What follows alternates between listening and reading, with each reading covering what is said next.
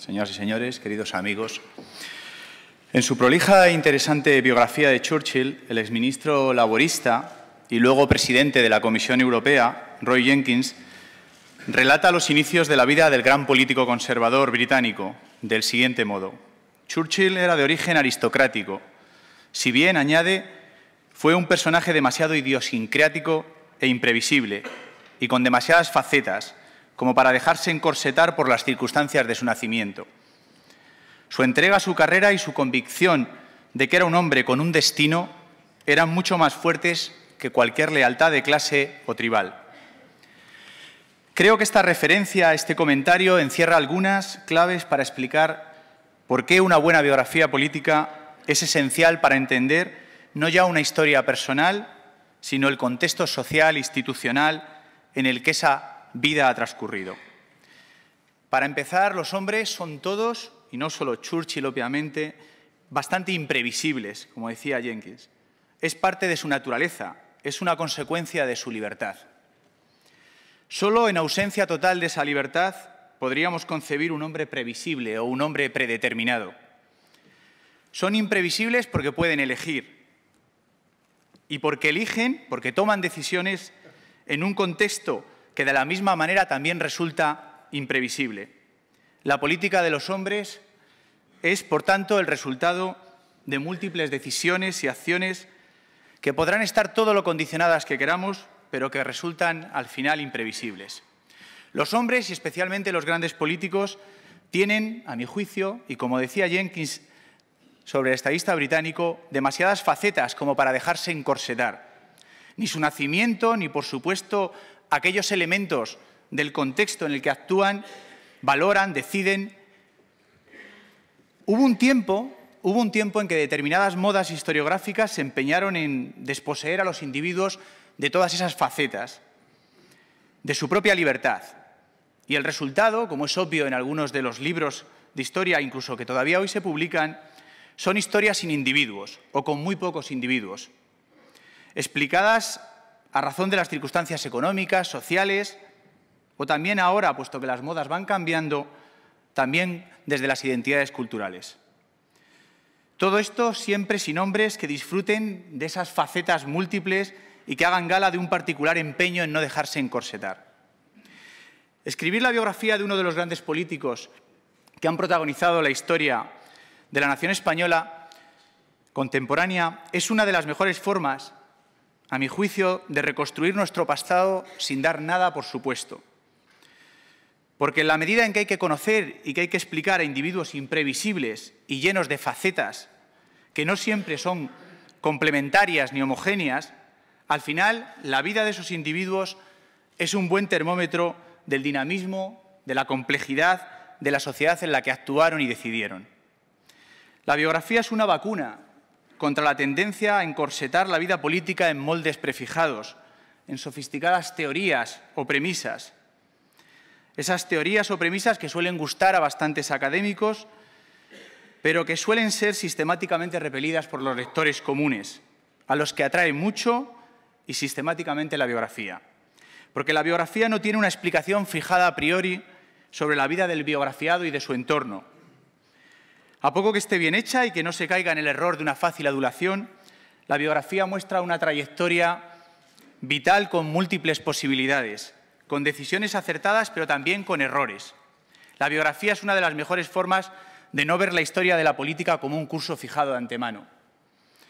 Como ha escrito Barbara Tuchman, dice ella, a mí me resulta más bien reconfortable sentir que la historia viene determinada por el ilógico comportamiento humano y no por una larga serie de inmutables leyes científicas que está fuera de nuestro alcance.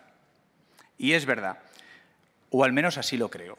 La biografía nos devuelve una historia llena de individuos decidiendo y compitiendo para llevar, o al menos para intentarlo, hacia uno u otro lado la vida pública.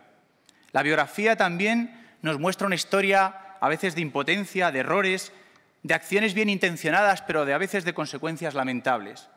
La biografía es así también una vacuna contra la simplificación, contra un perverso maniqueísmo, porque los individuos no solo optan, no solo ordenan, no solo mandan, sino también dudan, se equivocan e incluso cambian de opinión. Aunque hemos avanzado mucho, todavía no está de más que en España sigamos insistiendo en mirar a nuestro pasado reciente con un cierto afán desacralizador, que diría Todorov. Es decir, para librar a ese pasado de esos corsés, de esos prejuicios, para hacerlo, si quieren, más ajeno a las memorias, para devolverle sus riquezas y sus matices.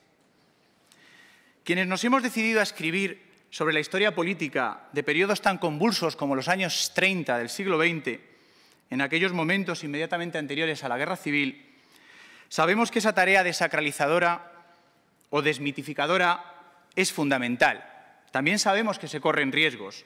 También sabemos que todavía abundan quienes andan empeñados en lo contrario.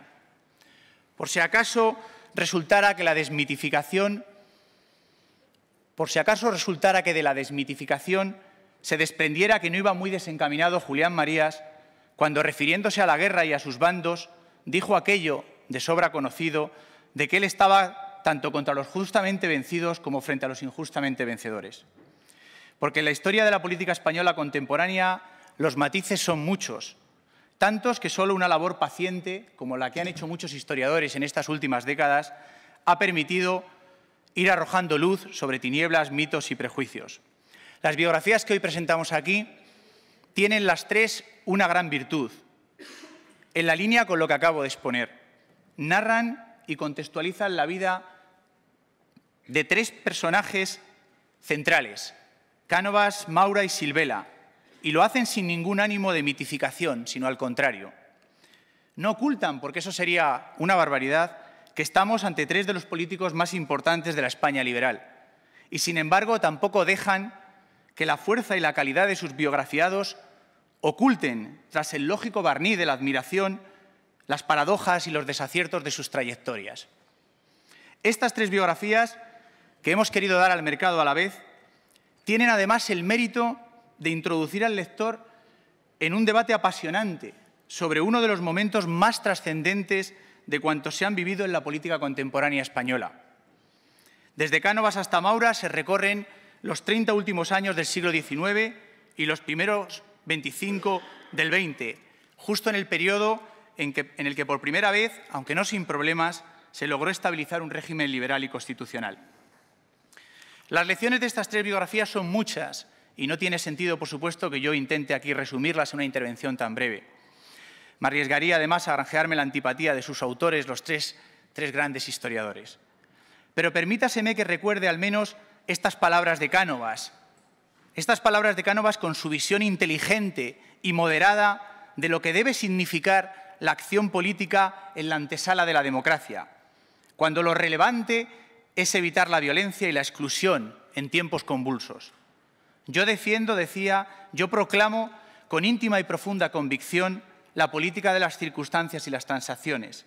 Sí, porque las circunstancias son la misma realidad, las circunstancias son la vida misma, y huir de ellas es caminar hacia lo imposible, hacia lo absurdo.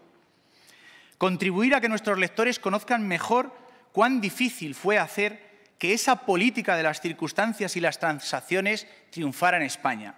Muy difícil. Ese es, al menos, o así lo he concebido yo, un objetivo fundamental de esta colección.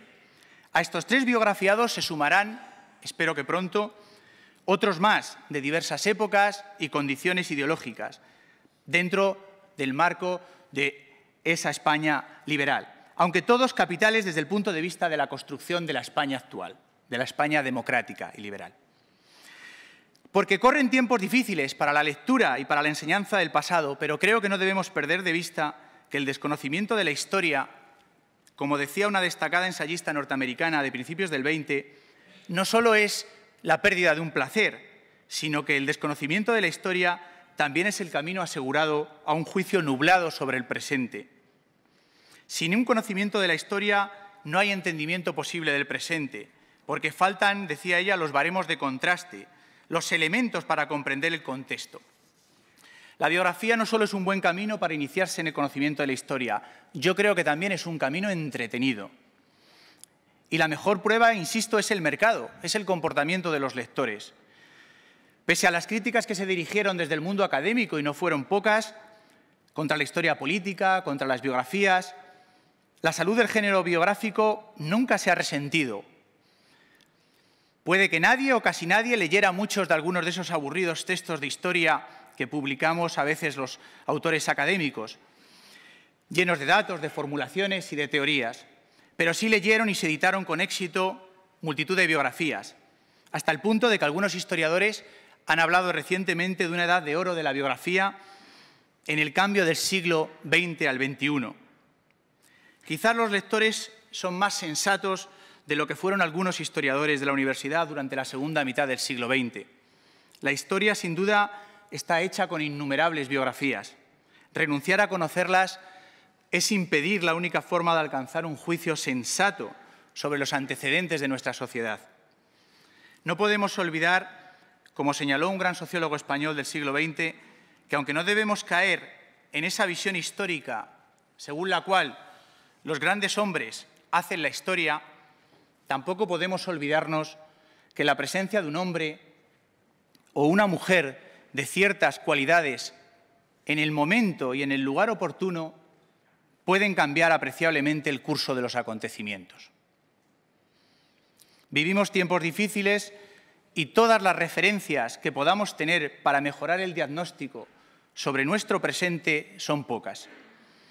Porque, como ha escrito recientemente el historiador John Lucas, hoy, cuando el mundo está cada vez más lleno de distracciones, a menudo distracciones abrumadoras y agobiantes, entre ellas la política efímera, resulta atractivo y hasta ejemplar seguir la narrativa vital de unos hombres y mujeres que incuestionable y evidentemente existieron. Quiero terminar dando las gracias a nuestros tres primeros autores por haber aceptado colaborar en esta empresa, por habernos abierto la puerta a esa narrativa vital de tres de nuestros más grandes políticos de la España liberal. Y gracias finalmente a la Fundación, a su presidente, Javier, a Miguel Ángel, por apoyar esta iniciativa cultural que a mi juicio es sumamente importante. Gracias a todos.